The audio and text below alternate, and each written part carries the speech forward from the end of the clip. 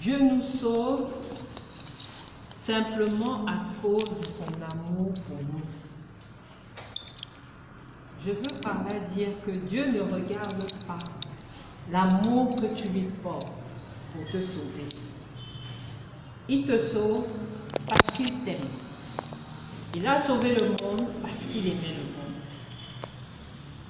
Parce que si Dieu commence à regarder l'amour que nous lui portons, il sera déçu. Parce que nous sommes versatiles. Un jour, nous croyons en Dieu. Un autre jour, nous croyons aux idoles. Un jour, nous prions pour Dieu. Un autre jour, nous disons non, on n'a pas le temps. Si c'était cela, tous les hommes iraient en enfer. Mais Dieu, dans sa grâce et son amour, nous a aimés de manière inconditionnelle. Nous allons aller dans Jean 3, verset 16.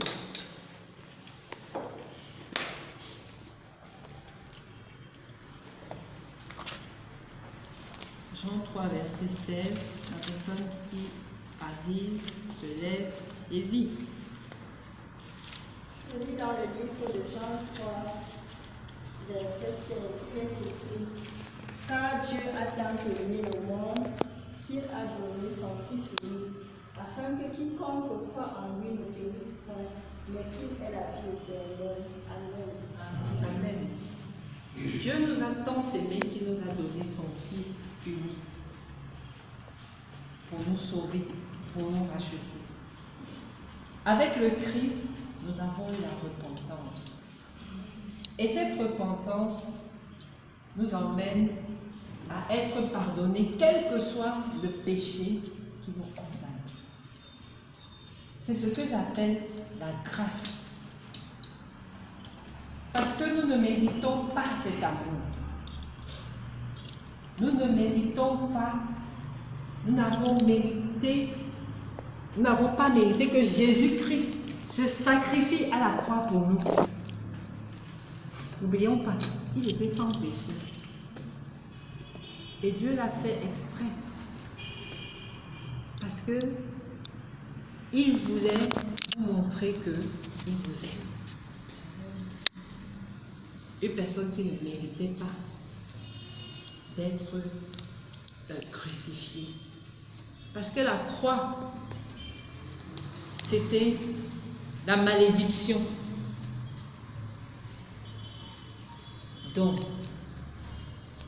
il s'est fait malédiction pour nous, pour que nous soyons sauvés. Qu'est-ce que Jésus a dit? Luc 5, verset 32.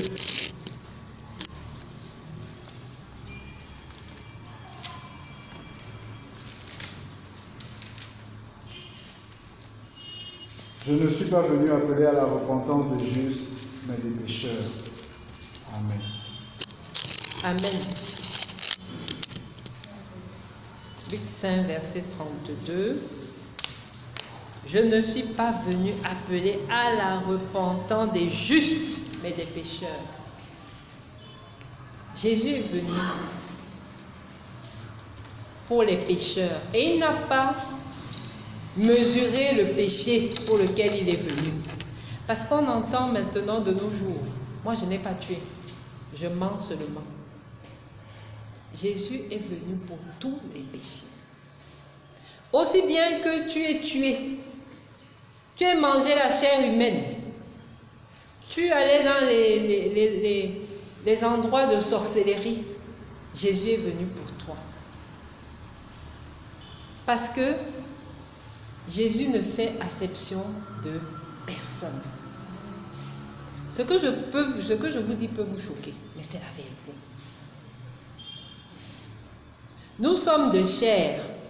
Nous avons été constitués pareils que nos ennemis. Nous sommes enfants de Dieu comme nos ennemis. Ce qui veut dire qu'il y a toujours un moyen pour que nos ennemis retournent à Dieu. J'ai reçu ici une maman qui avait mal parce que son ennemi lui a dit que j'ai tué ton fils. Je ne sais pas si vous vous rendez compte de ça. Son ennemi lui a craché ça au visage. J'ai tué ton fils. La maman a vécu des années en disant, sa prière c'était, Seigneur, tue cette personne. Elle est arrivée ici hier. Je lui ai dit que Dieu demande que tu pardonnes. Elle a dit, ah, c'est difficile, c'est dur. J'ai dit, Dieu demande que tu pardonnes. Maman, tu sais pourquoi tu es malade? Maman, tu sais pourquoi tu as le malheur? À cause du manque de pardon. Parce que quand tu attaches quelqu'un, toi-même tu t'attaches. Libère cette personne, tu vas te libérer. C'est difficile, mais je lui ai dit, rappelle-toi du Christ. Je ne sais pas si quelqu'un a souffert dans cette vie comme le Christ. Ce que vous appelez chemin de croix. Il a été battu, humilié. Qu'est-ce qu'il n'a pas reçu? Flagellé. Mais à la fin, qu'est-ce qu'il a dit? Père, pardonne-leur, car ils ne savent pas ce qu'ils font. Et j'aime la fin. Après ces paroles, il expira. Ce qui veut dire que quand tu pardonnes, tu te libères. Parce que Jésus était à la croix, il fallait que ces paroles sortent pour qu'il expire. Nous sommes souvent là, nous croupissons dans les malheurs, mais nous ne savons pas que c'est à cause de nous-mêmes.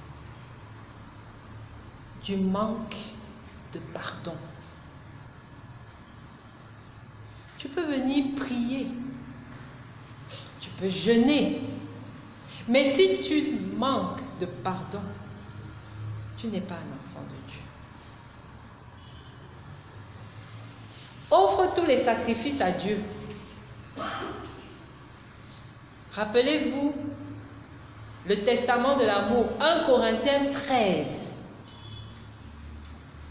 Même si tu parles d'autres langues, même si, lisez-moi un peu ça au verset 1. Quand je parlerai des langues des hommes et des anges, si je n'ai pas la charité, je suis un néron qui résonne ou une cibale qui retentit. Amen. Dans cette version, c'est l'amour. Prophétise. Parle les langues des anges. Parle toutes les langues. Si tu n'as pas l'amour, tu n'es rien.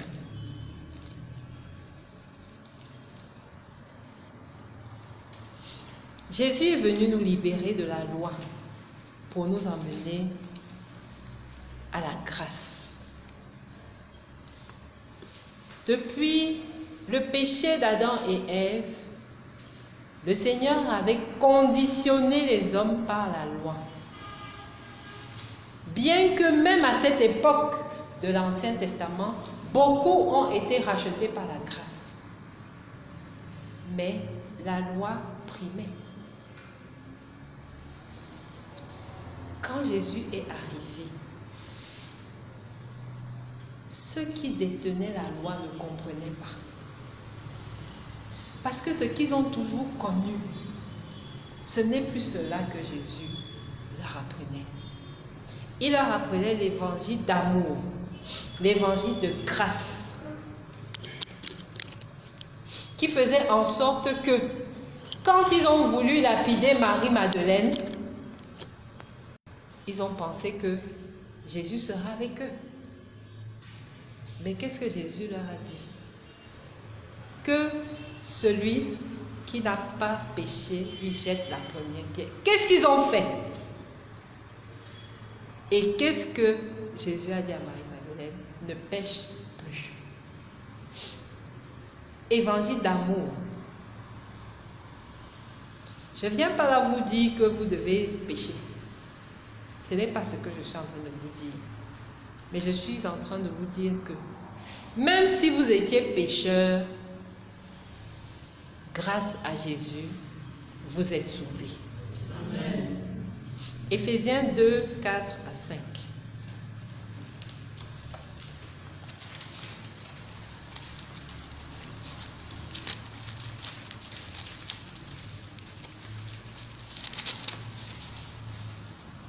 Alléluia. Amen.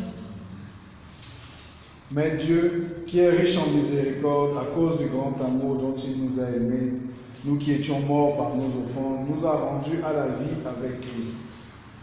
Amen. C'est par grâce C'est par grâce que vous êtes sauvés. Vous comprenez que ça ne dépend même pas de vous. Nous sommes sauvés par la grâce de Dieu. Uniquement.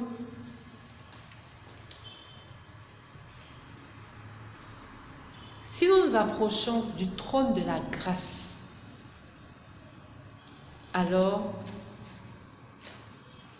nous obtenons la rédemption. C'est ça la condition. Approchez-vous du trône de la grâce. Il n'y a pas une autre condition. Hébreux 4, verset 16.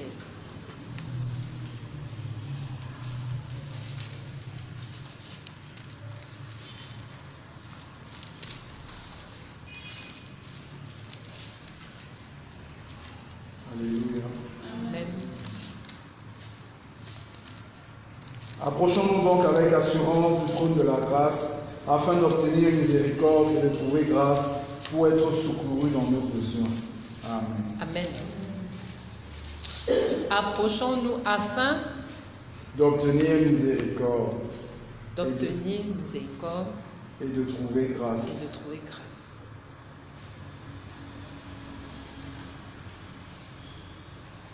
Qu'est-ce que c'est que la grâce de Dieu? Prenez un peu le livre de Tite au chapitre 2, des versets 11 au verset 12.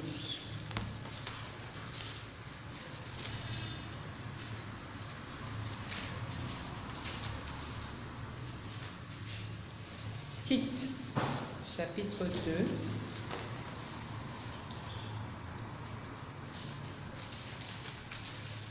Verset 11 à 12.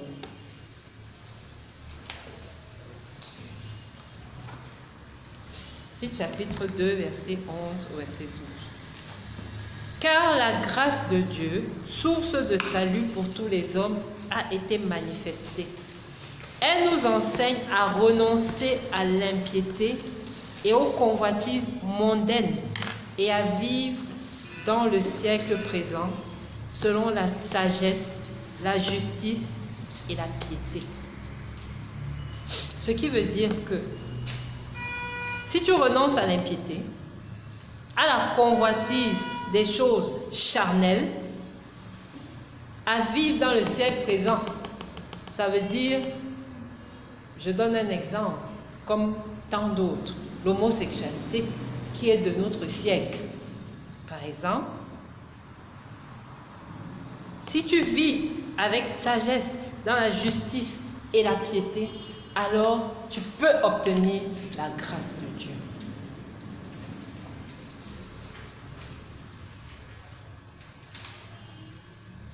Parce que il ne faut pas se leurrer.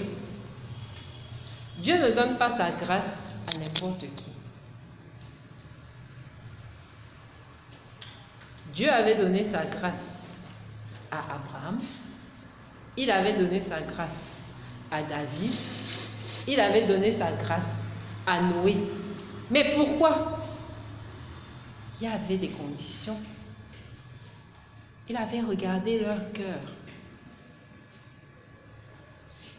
Ils ne connaissaient pas forcément Dieu quand Dieu a commencé à leur parler. Mais Dieu avait regardé leur cœur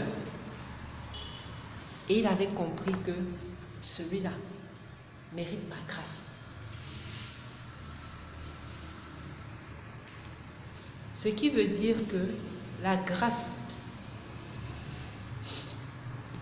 de Dieu est sélectif. Mais tout le monde peut l'obtenir. Il suffit de faire ce que Dieu veut. Même si tu n'as pas connu Jésus, le nom de Jésus, mais que tu fais ce que Dieu veut, tu fais du bien, tu peux obtenir la grâce. Amen.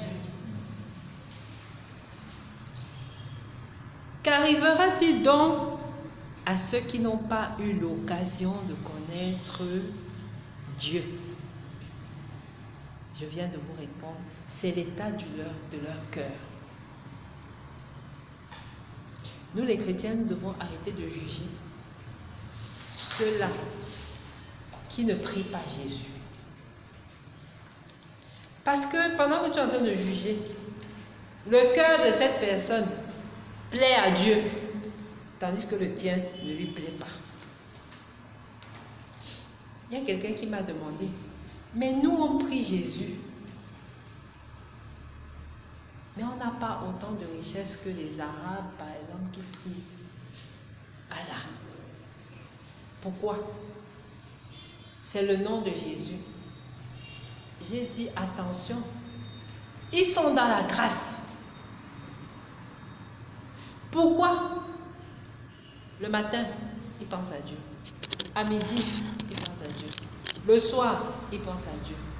Ils ont des fêtes où on porte toutes des choses, on parle seulement de nos gens. Et je dis c'est religieux, ce n'est pas qui veut, c'est obligé. Ils ont les jeûnes obligatoires. Ils n'ont pas honte de Dieu. C'est vrai, leur Dieu s'appelle Allah. Et j'ai demandé à cette personne, est-ce que leur Dieu n'est pas esprit comme ton Dieu n'est pas esprit? Comme ton Dieu est esprit? La personne m'a dit oui. J'ai dit parce qu'ils ne représentent pas des idoles.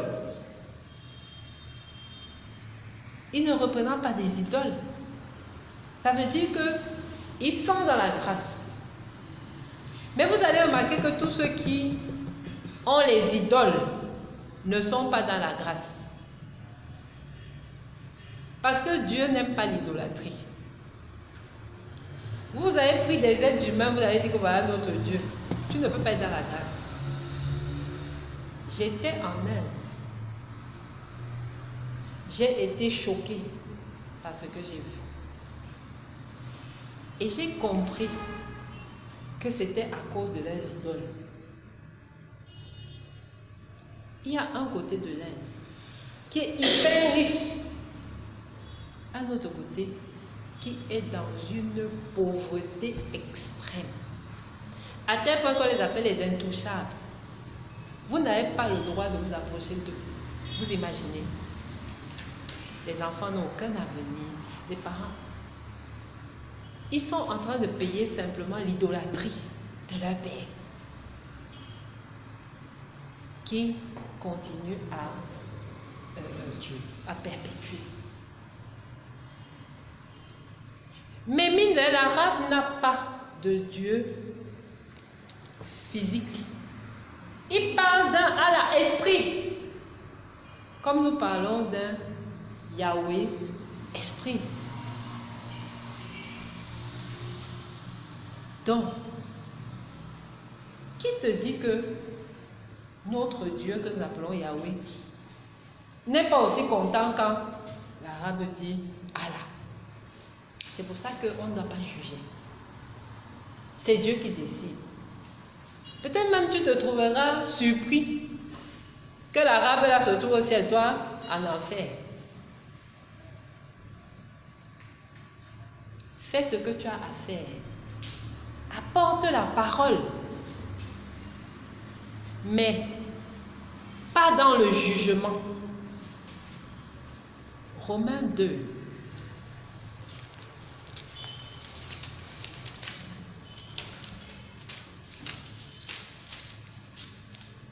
Écoutez bien. Romains 2.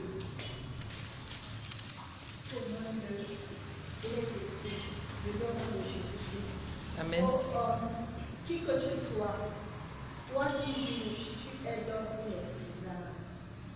Car en jugeant les autres, tu te condamnes toi-même. Puisque toi, qui juges, tu fais les mêmes choses. Amen. Vous comprenez ce qui est dit dans Romains. Qui que tu sois chrétien, que tu sois musulman, que tu sois païen, peu importe ce que tu es. Quand tu juges, tu te condamnes toi-même. Parce que tu fais les mêmes choses. Pourquoi Dieu peut le dire? Parce que il a dit que il n'existe pas un seul juste sur la terre. Ça veut dire que nous sommes tous des pécheurs. Alors, pourquoi allons-nous dans les guerres de religion jusqu'à tuer des innocents? On continue. Amen. Nous savons en effet que le jugement de Dieu contre ceux qui commettent de telles choses est selon la vérité. Et penses-tu, ô homme qui juge ceux qui commettent de telles choses et qui les fait, que tu échapperas au jugement de Dieu? Ou méprises-tu les richesses de sa bonté, de sa patience, de sa longanimité, ne reconnaissant pas que la bonté de Dieu te pousse à la repentance, mais pour ton endurcissement et par ton cœur impénitent, tu t'amasses un trésor de colère pour le jour de la colère et de la manifestation du juste jugement de Dieu, qui rendra à chacun selon ses œuvres, réservant à la vie éternelle à ceux qui par la persévérance à bien faire cherchent l'honneur, la gloire et l'immortalité. Mais l'irritation et la colère à ceux qui, pour un esprit de dispute, sont rebelles à la vérité et obéissent à l'injustice. Tribulation et angoisse sur toute âme d'homme qui fait le mal, sur le juif premièrement, puis sur le grec. Gloire, honneur et paix pour quiconque fait le bien, pour le juif premièrement, puis pour le Amen. Amen. Qui est le grec? C'est celui qui n'est pas juif, n'est-ce pas? Donc, le juif peut être apporté au chrétien. Si le chrétien fait le bien, il sera bien jugé, il aura un bon jugement. S'il fait le mal, peu importe ce qu'il a fait dans sa chrétienté, il ira là où il doit aller. Pareil pour le grec. Le grec, c'est l'étranger. Le grec, c'est l'étranger. Un grec qui fait du bien, un étranger qui fait du bien. Pourquoi voulez-vous que Dieu le punisse? Il n'a pas eu, l'étranger, c'est celui qui n'a pas eu l'occasion de connaître le Christ. Il est différent de celui-là qui savait que le Christ existait, mais qui a refusé.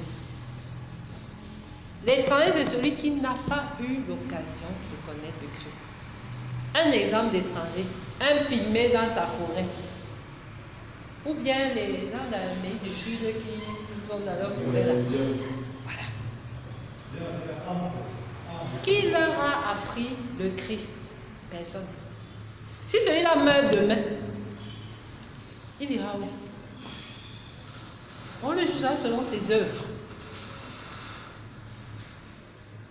On ne va pas dire, parce que tu étais indien et que personne n'est venu te prêcher l'évangile, alors en enfer. Non. Je dis non. C'est pas ce qui se passe. Arrêtons donc d'aller tout nous vanter. Je suis de l'église de la cathédrale de la foi. Je suis de quoi? Ça ne fait pas de toi le bon chrétien. C'est la vérité. Ça ne fait pas de toi le bon chrétien. Va avec tes œuvres. J'ai fait ça. J'ai fait ci. Je suis bien. J'aime mon prochain. Va avec tes œuvres. Nous faisons ce qu'on appelle la religion.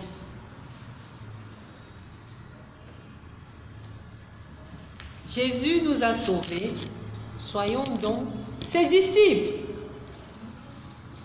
Au lieu de juger, allons conquérir le monde. Vous savez pourquoi les pygmées ne connaissent pas Jésus?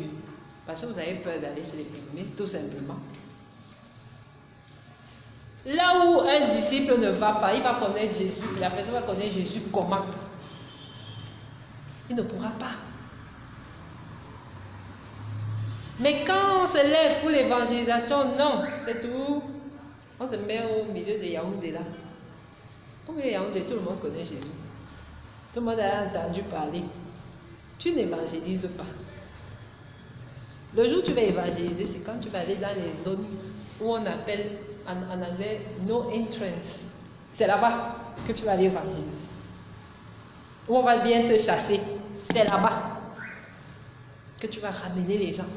Et Dieu va dire que, tu as ramené les gens.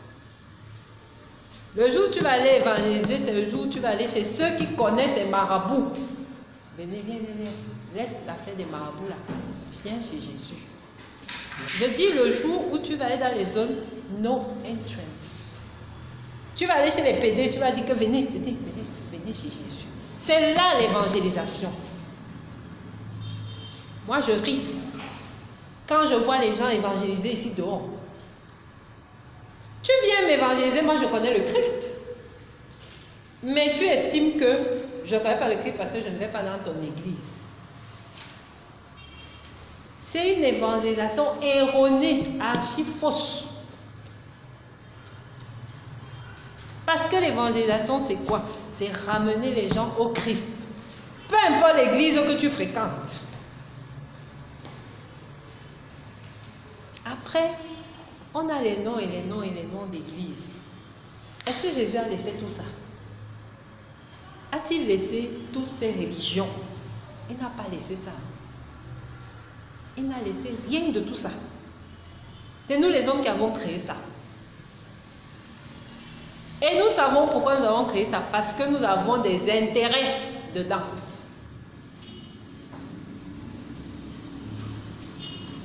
Pourquoi je ferais plus la publicité pour l'église Foi et Vie? Et j'ai souvent, je demande souvent aux hommes de Dieu, toi qui veux même autant de gens, tu auras la place. Parce qu'il faut avoir la place pour accueillir tout ce monde. 20 millions de personnes vont venir chez toi. Tu vas les mettre où? À part si Dieu ne t'ouvre pas sa banque de richesses pour que tu construis, et tu vas même construire ça où? Tu veux que c'est toi qu'on vienne écouter, c'est toi qui es au centre de tout, c'est toi qui, je dis qu'il n'y a que toi. Finalement, moi j'appelle ça de l'idolâtrie. Excusez-moi. Quand on commence à regarder un homme comme Dieu, alors on est déjà dans l'idolâtrie, même si on est à l'église. Parce qu'après tout, c'est un homme, ce n'est pas Dieu.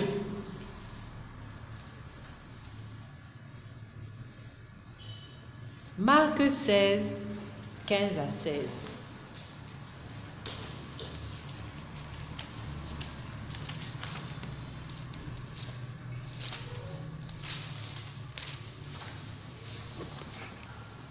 Alléluia. Amen. Puis il leur dit, allez par tout le monde et prêchez la bonne nouvelle à toute la création.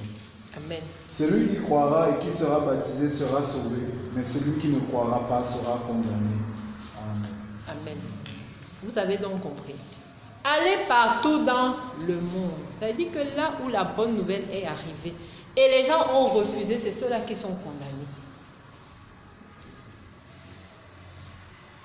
Mais nous les chrétiens, nous devons nous lever. Parce qu'aller partout dans le monde, on ne va pas partout dans le monde. La plupart du temps, on attend que les gens arrivent dans les églises pour les évangéliser. Pourtant, la personne qui est venue dans l'église a voulu chercher le Christ. Toi, tu évangélises quoi sur lui? Quand on va te dire, va évangéliser l'enfant de la rue, quoi?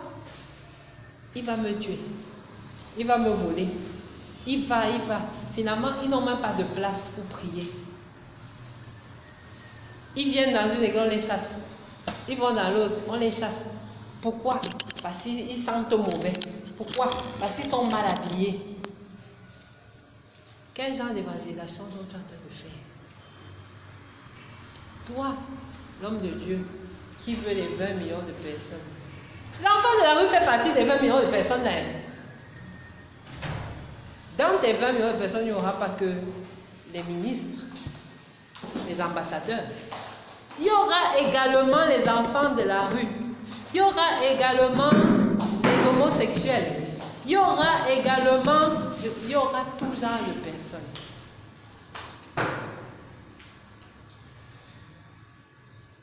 Moi, je suis souvent choquée parce que je ne vois pas les églises du Cameroun entrer dans certaines zones.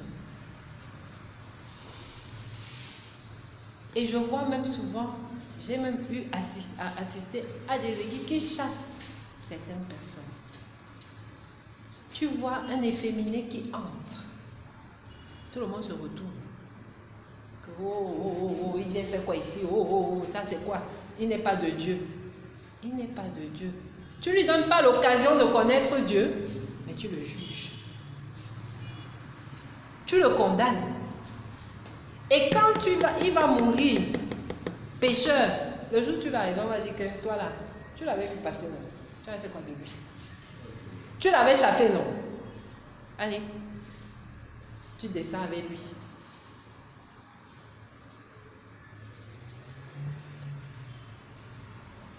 Nous, il est écrit, celui qui ne croira pas sera condamné. Croire à quoi? À l'évangile, à Jésus-Christ. Mais qui croit? C'est ça la question. Comment reconnaître quelqu'un qui croit? C'est trop facile, hein? Mon diaconesse ici va me dire je crois. Mon pasteur ici va me dire je crois. Mon frère là-bas me dit je crois. Comment je reconnais le croyant? Parce que même quand Jésus est venu, on l'a reconnu, c'est pour ça qu'on l'a suivi. N'oubliez pas, il est né humain de Marie. Il avait la forme humaine. Donc, quand il est venu dire je suis Jésus de Nazareth ou je ne sais pas quoi, est-ce que tout le monde allait le suivre? On allait dire que regardez. D'ailleurs, beaucoup de gens se sont levés pour dire qu'ils sont la réincarnation de Jésus qui les a suivis. Certaines personnes, mais pas tous. Alors, la question c'est que qui croit? La réponse, c'est celui qui est baptisé de l'Esprit Saint. Parce que quand Jésus descend, se manifeste, il te baptise de l'Esprit Saint, il te donne sa richesse, sa grande richesse qui est l'Esprit Saint. Qui est croyant? Pasteur, allez-y, lisez-nous, verset 17. Voici les miracles qui accompagneront ceux qui auront cru. En mon nom, ils chasseront les démons, ils parleront de nouvelles langues, ils saisiront des serpents. S'ils boivent quelques breuvages mortels, il ne leur fera point de mal. Ils imposeront les mains aux malades et les malades seront guéris. Amen. Nous voyons donc ici que voici les miracles qui accompagneront ceux qui auront. Toi, tu te lèves, tu pars, tu commences à réciter toute la Bible à quelqu'un pour l'évangéliser. Oh, on a dit dans Marc, et puis on a encore dit dans Somme, et on a dit dans Genèse. Et la personne te regarde. Tu sors d'où? Qu'est-ce que tu m'expliques même? Même la parole, tu n'es pas capable d'expliquer. mais tu balades la personne dans la Bible. La personne ne te suivra pas. Sois-en sûr. Va parce que tu es baptisé de l'Esprit Saint. Et cet Esprit Saint va te dire comment évangéliser les gens. Il va te guider, il va t'enseigner. Tu n'iras pas de toi-même, mais c'est Dieu qui ira. Il n'y a pas d'évangéliste fort. Ça n'existe pas. Il y a des évangélistes, instruments de Dieu. Dès que quelqu'un t'entend, c'est la voix de Dieu qu'il entend. Et c'est ça qui le convainc. Il n'y a pas autre chose. Tu viens avec ta force, tu viens avec ta puissance. On va te prendre pour un fou, on va te chasser. Je crois que même nous, dans la salle-ci, on a chassé les évangélistes. Moi-même, que vous voyez, si j'ai chassé les évangélistes devant moi. Vous dites, ne viens pas m'apprendre. Tu m'apprends quoi? Déjà, tu me parles à parole de Dieu, tu commences à bégayer. Tu me dis des choses que je ne comprends même pas. Tu ne viens pas avec l'Esprit Saint. Parce que si tu venais avec l'Esprit Saint, tout allait être clair pour moi. Et à la fin, tu vas dans Galates, que notre sœur nous a donné aujourd'hui, que celui qui t'enseigne la parole vient te donner tous tes biens. Donc tu as même les gens aller prendre tous leurs biens pour venir te donner.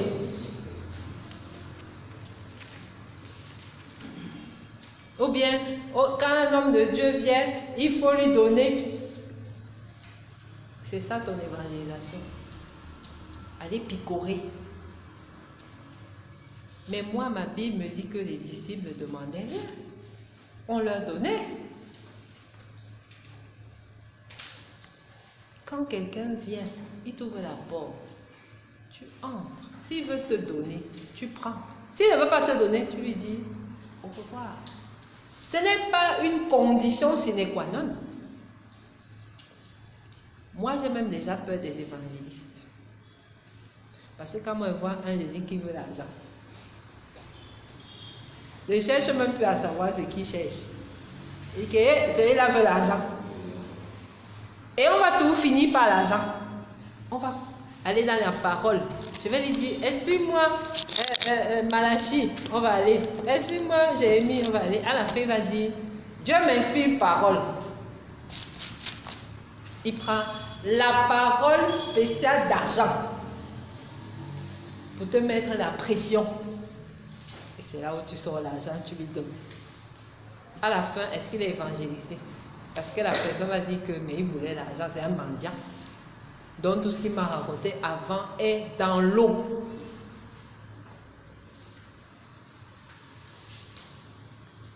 Nous devons faire connaître au monde qui est Jésus-Christ.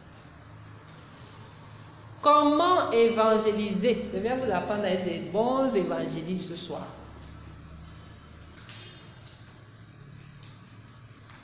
Est-ce que c'est imposé avec la force? Parce qu'on entend souvent de tout. Si nous sommes la vraie église de Jésus-Christ, si tu ne viens pas à la vraie église de Jésus-Christ, alors tu iras en enfer. Ok, d'accord. Voici l'évangélisation. La force. Ou alors tu vois les gens se battre dehors. Moi j'ai vu ça. Quelqu'un vient évangéliser, il trouve une terre pierreuse qui lui dit que fiche-moi la paix avec ton évangélisation. Il continue, oh Jésus-Christ a dit que laisse-moi en paix avec ta chose là. Finalement ça finit par la bagarre, on casse la gueule à l'évangéliste. J'ai déjà vu ça. Vrai. J'ai déjà vu ça. Ou alors, on prend un gros baf. On va au marché Mokolo. On a mis le baf. Repentez-vous, sinon vous allez mourir. Jésus est venu. Repentez-vous, repentez-vous. Un jour, j'étais avec quelqu'un et moi, je suis prophétesse. Et je disais, mais cette personne dérange. Ça, c'est quoi? Et il me disait, mais toi, tu dois aimer le genre de personne-là parce que tu es prophétesse. Je dis, il dérange. Où est-ce que vous avez vu Jésus avec le baf? Où les apôtres avaient le baf? Allez importuner le monde qui va au travail le matin. Vous avez vu ça où dans la parole? Je suis sûre que le jour-là, la personne s'est dit que est-ce que c'est même une vraie prophétesse ici? Mais moi, même Dieu disait que mais cette personne dérange. Les gens ne sont même pas disposés à t'écouter. Tu viens, tu souilles même Dieu.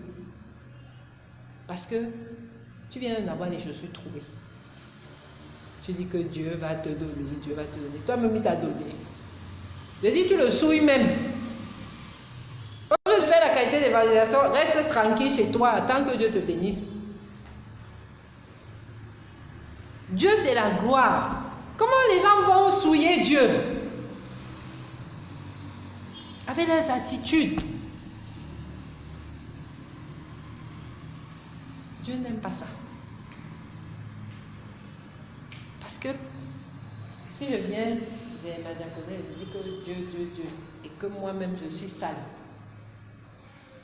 elle va me dire que ton Dieu là, moi, il ne va pas là-bas. Moi, j'attends un Dieu propre, pas un Dieu qui est sale. Toi-même, il attend quoi pour te bénir? Je dis, il va me bénir au paradis. Pardon. Moi, j'ai besoin de bénédiction ici sur la terre, pas au paradis. Je dois manger chez moi.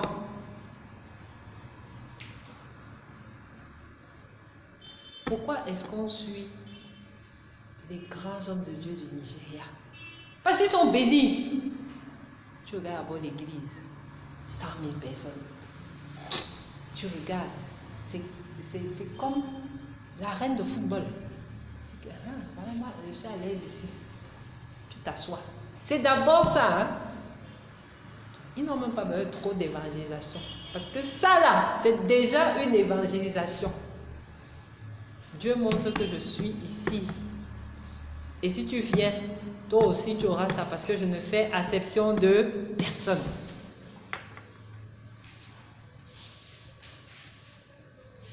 Jean 5.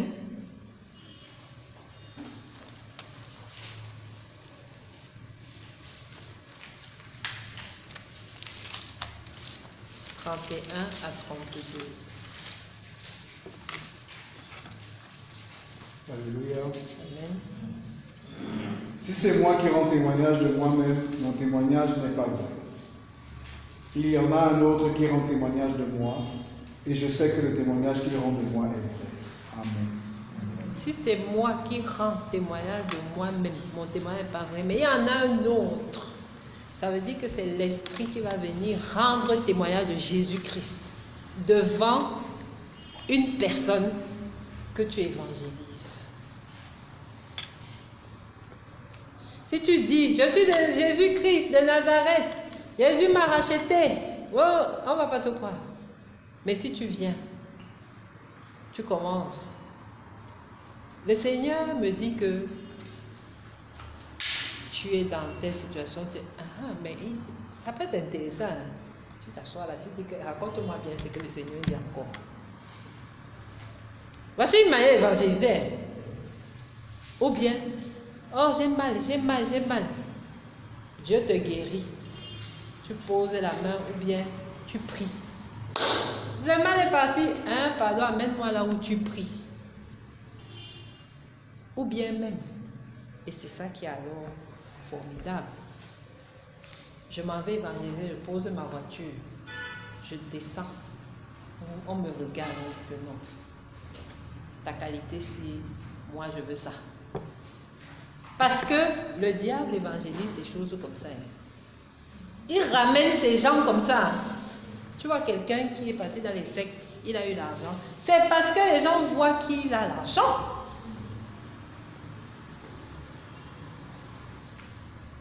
Mais nous, les enfants de Dieu, on veut tout montrer que Dieu est dans la pauvreté. Un jour, j'ai même discutais avec quelqu'un, j'étais même fatiguée. Mais disait, Dieu a dit heureux le pauvre, c'est-à-dire que tous les riches vont mourir. J'ai demandé, mais ça c'est quelle qualité?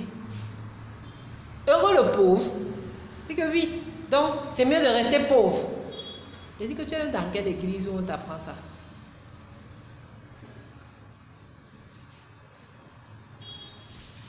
Donc, Christ nous a donné le bâton de commandement. Nous pouvons faire les œuvres du Christ. Allons dans Jean 14, verset 12.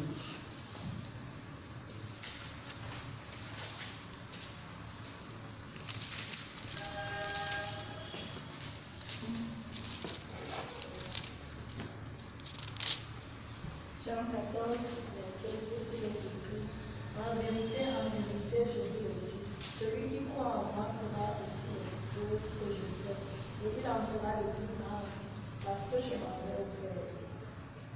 Amen. Amen. Moi, j'aime la parole, parce qu'elle dit tout. Celui qui croit en moi fera quoi? Aussi les œuvres que je fais, et il en fera de plus grandes choses, de plus grandes parce que je m'en vais au Père. Il n'a pas dit que celui qui croit en moi va réciter mon nom partout. Il a dit fera les œuvres, que ça dit que on veut te voir à l'œuvre. Il n'y a que comme ça que tu vas évangéliser. On veut voir tes œuvres. On ne veut pas que tu récites le Christ. Maintenant, quand la personne va te dire, mais comment tu fais ces choses? Tu dis, par Jésus-Christ de Nazareth. Tu as porté Jésus déjà. Et c'est là qu'il dit que non, si Jésus fait ça, moi je vais vers Jésus.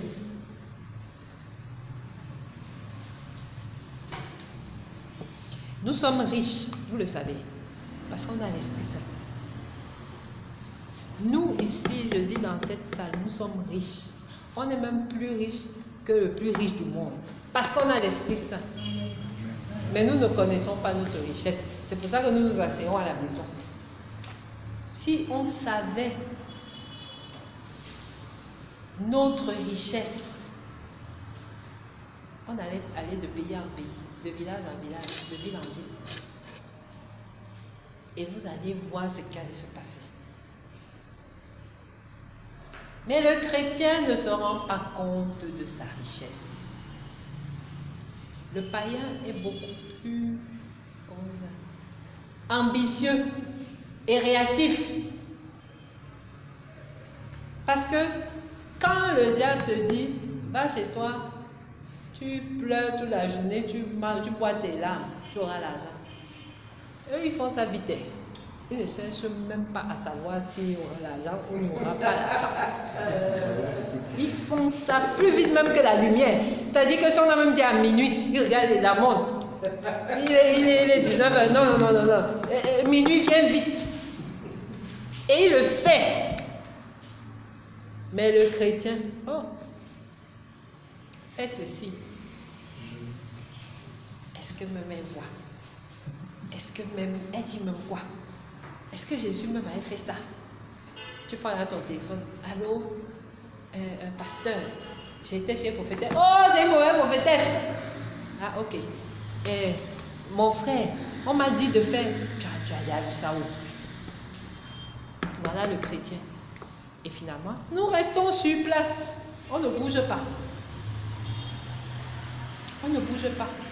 Parce qu'on se dit que, en fait, on limite Dieu. On se dit que Dieu ne peut pas faire. On le limite. Et c'est ça qui fait que le monde est à une longueur d'avance sur les biens de ce monde. Les biens appartiennent à Dieu. Mais vu que le chrétien ne s'accapare pas des biens, alors le diable vole les biens. C'est ça en fait le problème du chrétien. Il ne prend pas son héritage. Alors le voleur vient et il dévore. Et il prend.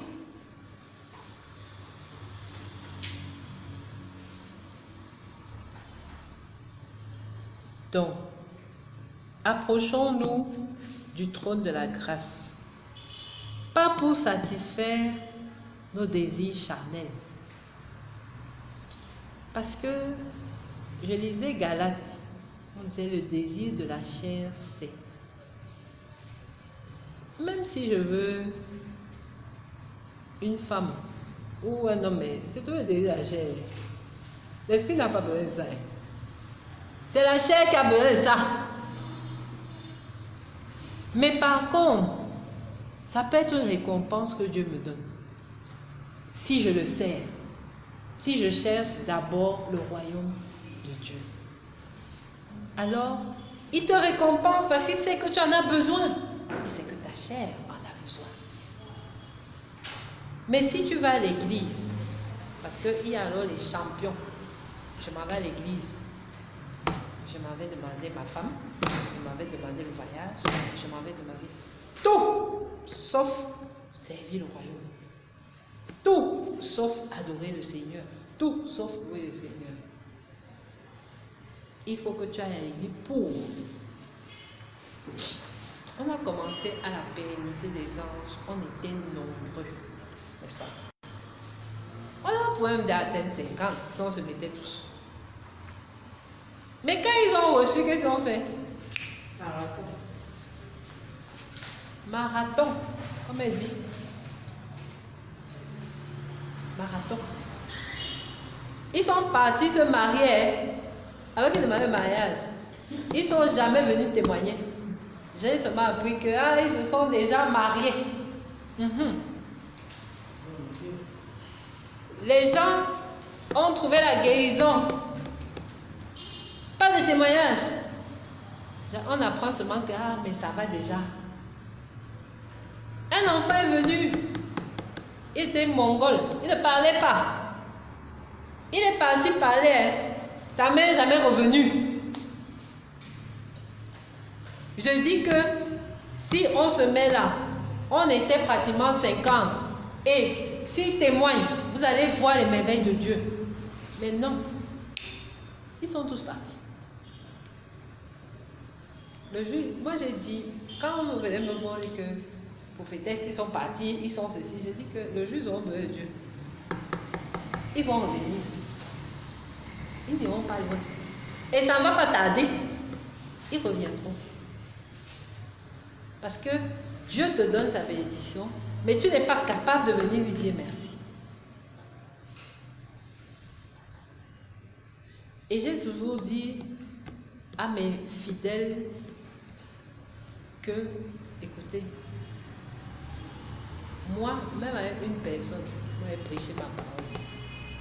Parce que si ça est dans le cœur d'une personne, ça amène 100. Parce qu'une personne, je dis une de vous là, amène minimum 100 personnes.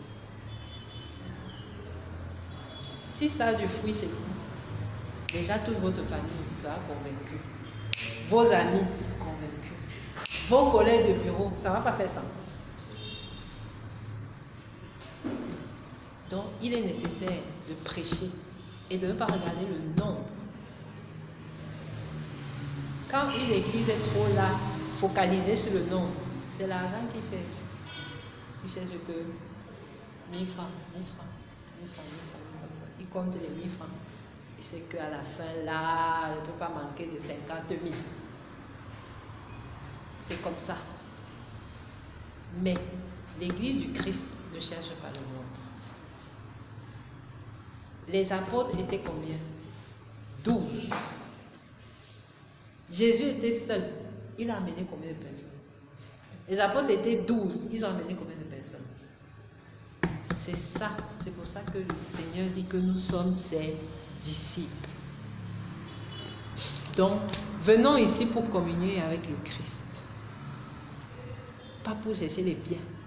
Les biens nous seront donnés. Matthieu 6, verset 33.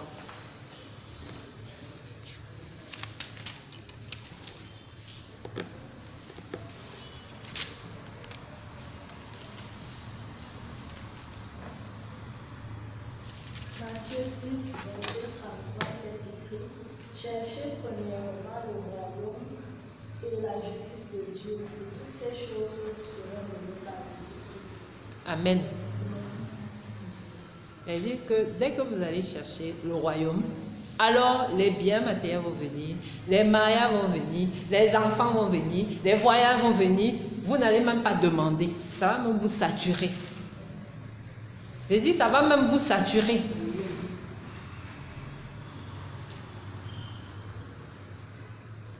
J'aime bien aussi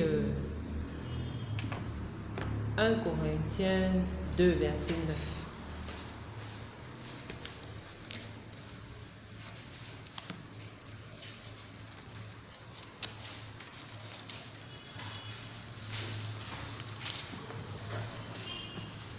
Alléluia. Amen. Mais comme il est écrit, ce sont des choses que l'œil n'a point vues, que l'oreille n'a point entendues, et qui ne sont point montées au cœur de l'homme, des choses que Dieu a préparées pour ceux qui l'aiment. Pour ses enfants, pour ceux qui l'aiment.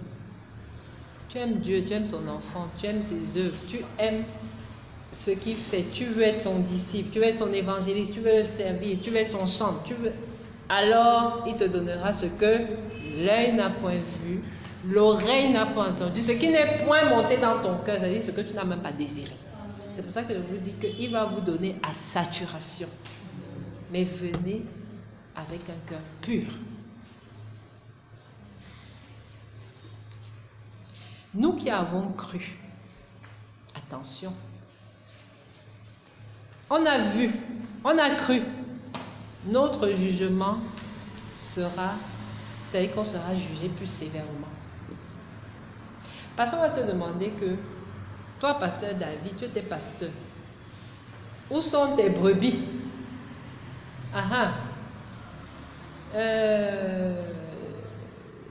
Ils étaient là à la pénité des gens, d'accord, ok, ils étaient combien? 5. Donc, toute ta vie là, tu es parti prendre 5 personnes. Moi, j'avais prévu que tu es 1000 personnes. Où sont partis les autres? Ils se sont égarés. Comment? On va te poser des questions. C'est sur ça que Dieu nous attend. Ils ne sont pas venus. C'est sur ça que Dieu nous attend. Nous, je dis toujours qu'on est plus proche de l'enfer que les incrédules là. Parce qu'il nous sera beaucoup demandé. Dieu nous a beaucoup donné, donc il va beaucoup nous demander.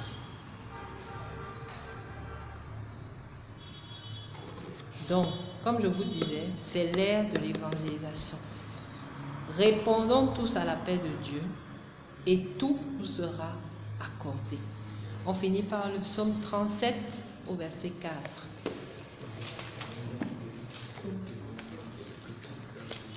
Amen. Mon pasteur connaît ça par cœur. Amen. Donc dis-nous alors. Non, pourquoi? Tu connais ça par cœur. Amen. Psaume 37, verset 4. Fais de l'Éternel tes délices et il te donnera ce que ton cœur désire. Amen. Cette semaine, j'ai demandé au Seigneur que toi qui aimes les gens, pourquoi est-ce que nous parlons de l'enfer? Toi qui as une grâce envers nous, toi qui nous as sauvés à cause de ton amour, pourquoi on parle encore de l'enfer? Vous savez ce qu'il m'a répondu? Il m'a donné une parabole. Il m'a donné la parabole du père adoptif. Il m'a dit, voici un père qui accouche ses enfants. Il les élève, il fait tout avec eux. Les enfants disent que non, nous on a un tonton là. C'est lui qui est désormais notre père. Toi, tu n'as plus autorité sur nous. Alors, ils partent s'attacher à ce père. Finalement, ils vont habiter chez qui? Répondez-moi. Chez le père adoptif. Alors, tes œuvres te condamnent à l'enfer. Ce n'est pas moi, Dieu, qui t'envoie en enfer. Ce sont tes œuvres, tes choix. C'est ça qui t'amène en enfer. Moi, je ne souhaite qu'aucun de mes enfants ne périsse. Voici m'a répondu. Amen. Vous n'allez jamais voir que moi, Dieu, je vous envoie en enfer. Jamais. C'est vous-même qui voulez aller en enfer. Avec vos propres œuvres. Si vous m'acceptez, vous vivrez chez moi. Si vous acceptez votre père adoptif, vous allez dans sa demeure. Et sa demeure, c'est où? Vous voulez donc aller où? Après votre mort. C'est pas chez lui. Vous l'avez accepté de votre vivant. Vous avez votre héritage là-bas. J'ai dit, ça c'est un très grand enseignement. Parce que j'ai compris que Dieu n'est pas celui qu'on veut nous faire croire que oui, tu peux aller en enfer. Non. Il te laisse choisir. Tu es sur la terre. Donc en fait, ce n'est pas lui qui nous condamne, c'est nous-mêmes. Alléluia. Loué soit Jésus. Cadeau, cadeau.